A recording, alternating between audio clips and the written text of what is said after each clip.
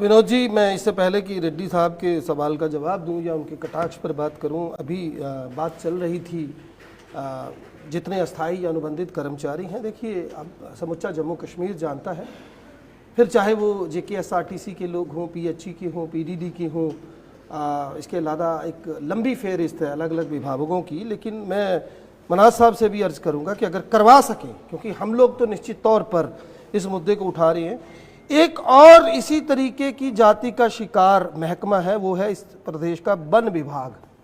इसमें कैंपा के तहत जो है वो सैकड़ों युवाओं को जो है एक तरह का रोजगार का लॉलीपॉप दिया गया।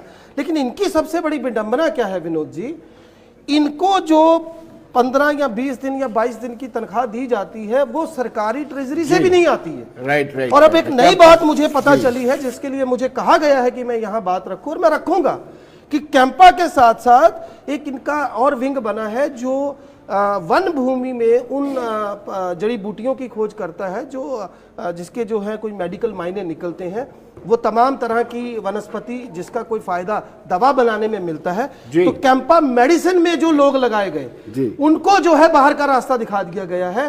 तो मैं पुरजोर तरीके से ये मांग करता हूं कि जिस तरीके से बाकी अनुबंधित कर्मचारियों के साथ न्याय की बात जो है हम तमाम विपक्षी जमातें कर रहे हैं, उसी तरीके से हम जो है इनका मुद्दा भी उतनी ही ईमानदारी से उठाएंगे। अब जरा मैं आता हूं जो सवाल आपने जी किशन रेड्डी ने कहा भ्रष्टाचार और परिवारवाद पर। भ्रष्टाचार की बात कौन करता है जी? इस ब्रह्मांड का सबसे बड़ा घोटाला करने वाली पार्टी, जिसने बीफ कंपनियों से पैसे खाए, जिसने उन फार्मास्यूटिकल कंपनियों से पैसे खाए जिनके सैंपल तक पास नहीं हुए, वो 25 आता हूं, वो 25 चोर कौन है मुझे वो बता दीजिए, जो अली बाबा की पार्टी में गए, जिनमें से कईयों को तो CBI ने क्लीन चिट दी, उस पर क्या जवाब देंगे? और रही बात परिवारवाद की, मैं आपसे पूछना चाहता हूं, आपको वो परिवारवाद नजर आता है उस परिवार का जिस परिवार के दो सदस्य इस देश के लिए अपने प्राणों की आहुति दे चुके हैं? उन परिवारों का क्या जो आपके साथ सत्ता ने आसीन है? कितनों के नाम गिनकर मैं आपको बताऊं? भारतीय जनता पार्टी में जब आप परिवारवाद की गिनती करेंगे एक लंबी फेहरिस्त मिलेगी। तो ये एक ऐसी जमात है जिसका कोई नैतिकता से लेना देना नहीं है। नेशनल कॉन्फ्रेंस हो, PDP हो, सबके साथ गठबंधन में भाजपा रही।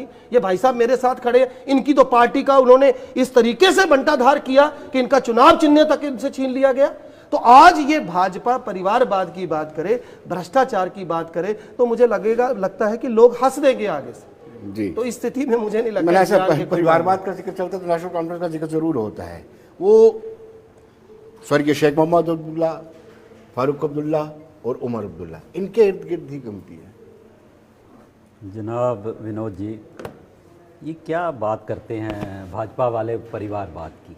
लोकतंत्र है, अगर जनाब शेख अब्दुल्ला जीते हैं तो लोगों ने जिताया है, अगर डॉक्टर फारूक अब्दुल्ला जीते हैं तो लोगों ने जिताया है, अगर हमारे उमर अब्दुल्ला साहब जीते हैं तो लोगों ने जिताया है। लोग नहीं जिताए ना।